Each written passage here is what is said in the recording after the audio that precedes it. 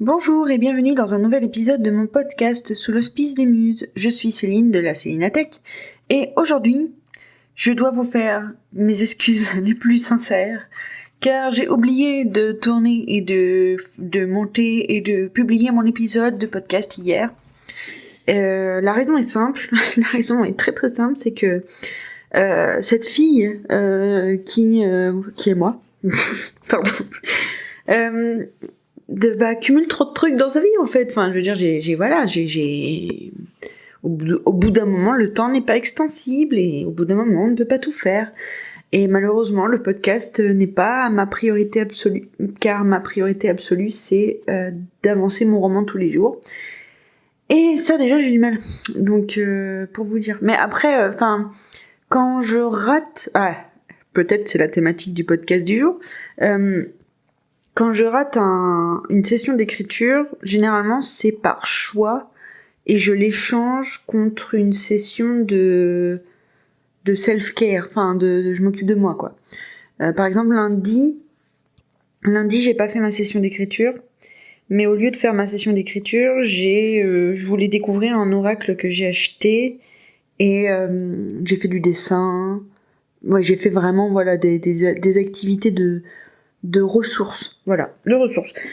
Malgré le fait que écrire mon roman c'est une activité de ressources, parce que le début de... Ah oui, il faut que je vous dise, j'ai terminé mon chapitre 5, j'ai publié mon chapitre 4 la semaine dernière, sans avoir terminé mon chapitre 5, ça m'a foutu la pression, du coup j'ai terminé mon chapitre 5. Oh là là, je me fais rire.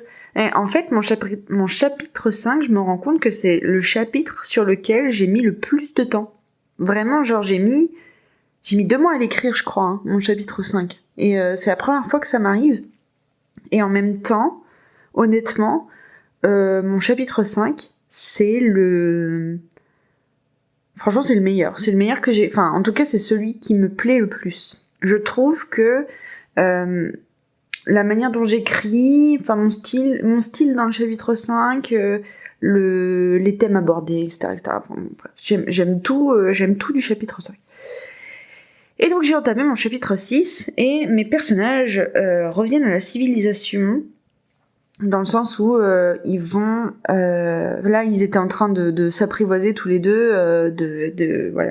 que Chiaki accepte de faire le voyage avec l'Anel, en gros, et ils viennent d'arriver à la nouvelle cité, et là je suis en train d'écrire et de décrire du coup la nouvelle cité, et pour le moment je suis en train de l'écrire sous les yeux de l'Anaël, et je me suis rendu compte que comme ça fait longtemps que je l'ai fait évoluer dans un environnement de forêt, ça me fait vraiment bizarre de repartir sur une cité. Et en fait je pense que je me rends compte aussi que en fait je suis sûre, mais mes cités je les ai pas bien en tête.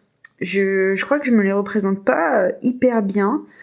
Et en fait, le français va revenir. Bah là, par exemple, ce qui s'est passé, c'est que donc ils arrivent à la cité de Jackern. On dirait une marque de yaourt, mais bon, c'est pas grave. Et j'avais aucune idée de ce que j'allais faire dans cette cité, et du coup là, en commençant à décrire, en fait moi j'aime bien décrire les villes pendant que mes personnages y marchent dedans, et ça je pense que vous allez vous en rendre compte très vite, parce que c'est exactement ce que j'ai fait pour la première ville avec Chiaki, et c'est exactement ce que je fais avec la seconde ville avec l'Anaël, voilà.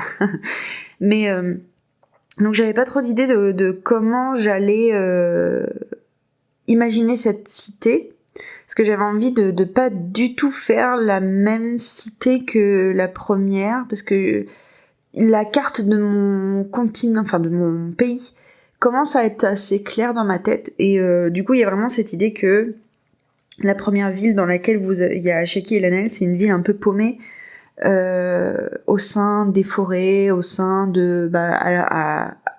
au sud-ouest du pays, donc l'extrême limite du pays, machin et tout. Et en fait là, je voulais vraiment qu'il y ait un effet de... ils reviennent à la civilisation, la vraie, la dure, la vraie, la dure.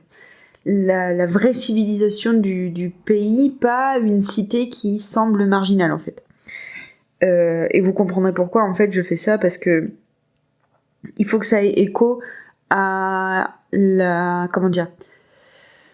En fait, dans ce roman, vous partez du point de vue de Chiaki qui considère que tout est mauvais dans la société, tout est mauvais dans les êtres humains, tout est mauvais, voilà, dans comment les gens interagissent. Et en fait, petit à petit, vous évoluez vers le regard de Lanaël et vers un personnage qui lui aime la manière dont sa société est construite, qui se sent en accord avec ça et qui Enfin, vous allez voir, on va évoluer en fait, et j'ai vraiment cette volonté de vous faire découvrir tous les comment dire, tous les regards posés sur la société, et d'avoir vraiment cette sensation que c'est jamais tout noir et tout blanc.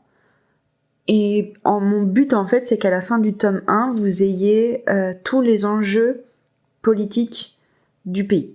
Voilà. C'est parce que en fait les enjeux politiques du pays, ça va être le thème principal du tome 2. Voilà. Oh là là, je vous ai donné une actualité là, oh là là là là là là. Vous pouvez vous la péter, hein. Vous savez ce qui va se passer dans le tome 2 de l'aube de la Panthère Noire. C'est vrai que j'ai appelé mon roman comme ça.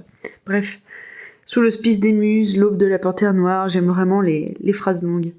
Qu'est-ce que j'étais en train de dire ? Ah oui, je parlais de ça. Mais en fait, jusqu'à ce matin, j'avais aucune idée de qu'est-ce que j'allais décrire comme cité. Ou alors j'étais là genre, alors ils rentrent dans la cité, ok, maintenant qu'ils sont dans la cité, comment je fais ? Et en fait, c'est rigolo parce qu'il y avait des trucs, il y avait des éléments qui me tracassaient, que j'avais vraiment envie de mettre dans mon roman, des personnages féminins par exemple. Et donc, c'est venu tout seul, voilà, c'est venu tout seul, et donc du coup il y a ces personnages féminins là qui ont popé. Il y a j'avais envie de sortir un peu du carcan de la cité médiévale fantastique telle qu'on la connaît, telle qu'elle est représentée à chaque fois dans les univers différents et tout. Et donc j'avais envie de faire un peu un truc spécial et de développer mon histoire d'artefact aussi, parce que du coup, en fait, je pars du principe que le pays de Gallinophos, il y a une légende qui dit que les pouvoirs, enfin le peuple a sacrifié ses pouvoirs innés pour pouvoir vivre sur les terres des divinités terrestres, et en contrepartie développe une affinité avec les artefacts. Et il y a un monopole de l'utilisation des artefacts qui est effectué par évidemment les gens de la haute société, hein, évidemment, voilà, enfin un conflit des classes et tout. Ça par contre j'ai pas réussi à y couper, parce que c'est vrai que la thématique du conflit des classes, c'est quand même quelque chose que j'ai envie d'explorer dans mes univers, donc j'ai fait ça, hein. Et voilà, et donc j'avais envie de développer ce que j'imagine en fait au niveau des artefacts, parce que quelque part, la manière dont je les vois, c'est très inspiré de tout ce qui est le dessin animé Atlantide, quoi d'autre encore, les univers steampunk en fait. En fait, moi mes artefacts, c'est une sorte de magie qui permet d'avoir un univers aux allures steampunk, mais dans du pur médiéval fantasy, parce que voilà, c'est vraiment de la magie via les artefacts qui créent les mécanismes qui sont expliqués dans les univers steampunk, plutôt avec des mécanismes à vapeur, à quoi d'ailleurs, je sais même pas, à piston, à engrenage, enfin voilà, bref. Et donc, un peu avec ce gloubi-boulga d'idées pas définies, en fait, il y a quelque chose qui s'est passé en moi, et j'ai découvert comment j'avais envie de décrire la cité de Jackern, cette marque de yaourt non déposée. Et du coup, ça m'a étonnée. C'est trop bizarre, c'est-à-dire que ma séance ce matin d'écriture s'est très très bien passée, mais je me suis auto-étonnée d'avoir sorti cette idée-là de moi, comme ça, d'un coup, d'un seul, sans y avoir réfléchi ou quoi. Et ça rejoint, vous savez, toutes mes réflexions sur les types d'écrivains. C'est quelque chose que j'ai vraiment envie de développer. Je pense qu'un jour je ferai un webinaire sur... Ah oui, d'ailleurs j'ai une annonce à vous faire. Un jour je ferai un webinaire là-dessus, sur les 3 types d'écrivains et pourquoi il ne faut pas, culpabiliser de ne pas faire partie du type qui est le plus répandu. Parce que du coup, le type le plus répandu, c'est ce fameux type de l'architecte qui est capable d'imaginer son roman avant d'écrire, quoi. Enfin, vous savez, le gars qui fait tout le squelette, le gars ou la fille qui fait tout le squelette de son texte avant de se lancer. Et moi, je pense faire partie de ce qu'on appelle les écrivains jardiniers, du coup, qui réfléchissent en écrivant. Et là, en fait, donc dans ma séance d'écriture, ce qui s'est passé, c'est que en fait, au moment où j'ai commencé à décrire cette cité et que ça résonnait en moi et que vraiment il se passait quelque chose et tout, je me suis laissée en flow et écrire ça jusqu'au bout. Mais à un moment, ça m'a aussi sorti de mon écriture parce que je commençais à réfléchir à oh là là, il faut que je me note parce que en plus de ça, déjà, j'ai un problème avec les dates dans mon roman. Donc il faut que je me note des trucs pour être sûr, faut que je me note des éléments pour être sûr, des éléments de temporalité et des éléments de... Faut que je commence à écrire mon encyclopédie, quoi, en gros. Et ça m'a sorti de ma séance d'écriture et du coup, j'ai pas été capable de continuer, mais bon, c'est pas grave, c'est comme ça. Et donc je suis en train d'inventer un système où en gros je vais en même temps qu'écrire mon roman, je vais écrire l'encyclopédie de mon roman sur laquelle je vais aller me référer à chaque fois que j'ai un souci de clarté à mettre en place. Donc c'est une encyclopédie dans laquelle je vais répertorier les descriptions déjà je vais faire la carte. Je vais répertorier les descriptions des lieux, les éléments importants des lieux, les éléments importants des personnages, et surtout la temporalité. La temporalité des événements et la temporalité... Par exemple, j'ai décidé que Lanaël connaissait déjà la cité de Jackern, et j'ai commencé à avancer une date à laquelle il y était, machin et tout. Et ça, vous voyez, c'est le genre d'infos qu'il faut que je répertorie dans mon encyclopédie, pour ensuite ne pas avoir à me retaper tout mon roman pour chercher des trucs de date, parce que c'est ce qui m'est arrivé en fait là avec Chiaki et Lanaël. Donc ils commencent à se parler, machin et tout, et donc Lanaël fait des rêves du futur, et il rêve de Chiaki depuis une certaine date, depuis un certain événement, pour lui c'est corrélé à un certain événement dans la vie de Chiaki, bref. Mais du coup tout ça il faut que je le time, il faut que je crée une temporalité pour tout ça. Et en fait, il a fallu que je relise tous mes premiers chapitres pour me rappeler si j'avais fait évoquer à Chiaki une date. Parce que du coup, il y a la date de ce qui s'est passé dans son passé. Oh, cette phrase. La date de ce qui s'est passé dans son passé. Ensuite, il y a la date qui déclenche les événements qui l'amènent jusqu'au prologue. Et la date qui déclenche ces événements correspond à la date à laquelle Lanaël commence à faire des rêves dans lesquels il voit Chiaki. Sauf que du coup, le truc c'est que si je me note pas cette temporalité à un moment donné, je vais commencer à écrire n'importe quoi. Parce que là, dans le chapitre 5, il commence à évoquer des dates. 1 année, 6 mois, machin, tu vois. Genre, Lanaël, il dit que ça fait 6 mois qu'il rêve, qu'il fait ce rêve-ci. Vous verrez quand vous lirez le chapitre 5, mais en gros, voilà. Donc là, je pense que c'est vraiment le moment pour moi de commencer l'encyclopédie de mon univers et de me remettre un peu dans cette perspective de l'architecte de mon monde, parce que ça y est, je crée... En fait, moi, je fonctionne comme ça. C'est ça que je me suis rendu compte, en fait, c'est que je fonctionne comme ça, c'est-à-dire qu'il faut d'abord que je déroule des choses. Et une fois que j'ai déroulé des choses, je suis capable de les structurer, de les mettre ensemble, de leur faire des liens, etc., etc. Mais voilà, mais je pense que... je vous reparlerai de tout ça. C'est hyper important pour moi, cette histoire de type d'écrivain, mais surtout de manières différentes de créer ses romans. Et on n'en parle pas assez, je trouve, parce que du coup, dans l'imaginaire collectif, il y a vraiment cette idée de l'écrivain qui a mûri et construit son monde avec des recherches, avec des... On voit souvent l'écrivain qui sort un dossier.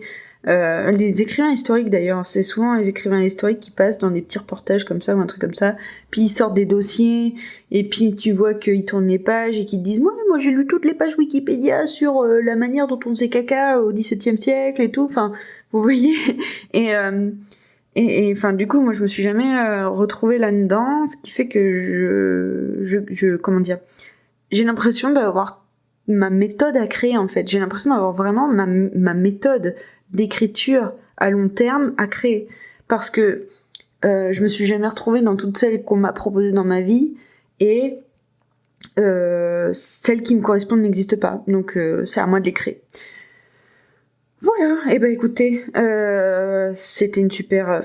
c'est intéressant parce que je savais que j'allais vous reparler de ce sujet-là, mais je savais pas quand est-ce que ça allait tomber, et puis bah voilà, c'est tombé là maintenant. Donc vous voyez, même ce podcast, en fait, je le fais en mode jardinier, c'est-à-dire que d'abord je me lance et après je réfléchis. Et là, je pense à ma copine Virginie qui c'est son credo, agis d'abord, réfléchis ensuite, et en fait, moi, c'est une manière de fonctionner qui me correspond pas mal dans la vie, donc j'essaye de trouver des méthodos qui s'appliquent à des gens comme ça. Et je pense peut-être qu'un jour j'écrirai un bouquin là-dessus. Il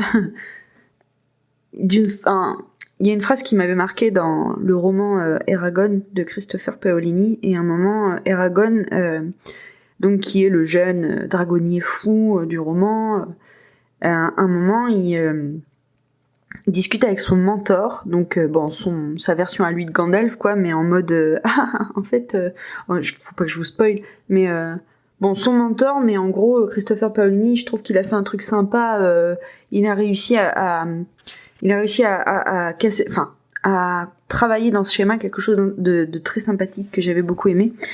Et à un moment, Brom, qui est le mentor de Eragon, lui dit une phrase. C'est avant qu'il le prenne sous son aile et qu'il commence à lui donner des cours. Il lui dit mieux vaut dire pardon. C'est quoi la phrase?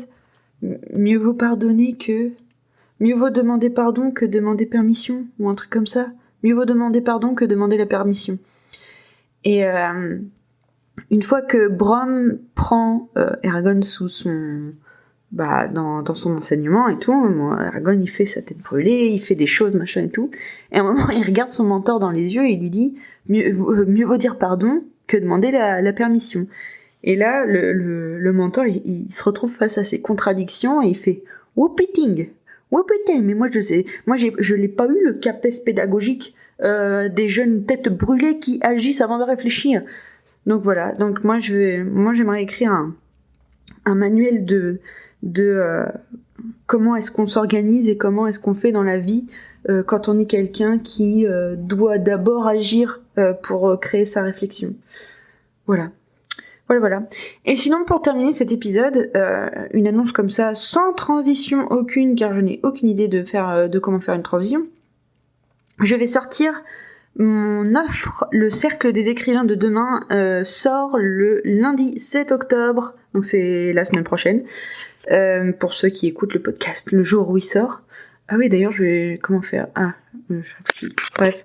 Donc oui, le Cercle des écrivains de demain sort le lundi 7 octobre dans la journée. Je donne pas d'heure parce que comme ça, si je suis en retard, je pourrais pleurer et faire tout mon possible pour que ça sorte avant minuit. Et la raison pour laquelle, déjà c'est à cause de mes camarades de coaching qui m'ont mis un coup de pied aux fesses. Mais non, la vraie raison, c'est que je commence à réfléchir au NaNoWriMo, et ce serait la première année où je ferais le NaNoWriMo, et je me sens un peu perdue parce que j'ai l'impression, vous savez, d'être la meuf qui débarque dans le truc populaire que tout le monde connaît, tout le monde fait, genre tout le monde appelle ça le nano. Moi je suis là genre mais pourquoi vous parlez de nanoparticules, je comprends pas. Enfin bref, et donc j'ai décidé que mon offre du Cercle des écrivains de demain allait commencer avec une offre pour les paumés du NaNoWriMo, donc c'est le hashtag les paumés du nano. Et donc Là, pour les 3 semaines, les 3 semaines avant le nano, on va faire un programme de folie pour... enfin, de folie, je m'avance un peu, mais je vais vous mettre en place un programme pour qu'on se prépare au nano, nous les paumés là, que nous les paumés du nano, on se prépare au nano. Oh là là, je répète 40 fois la même chose. Donc il y aura un webinaire par semaine.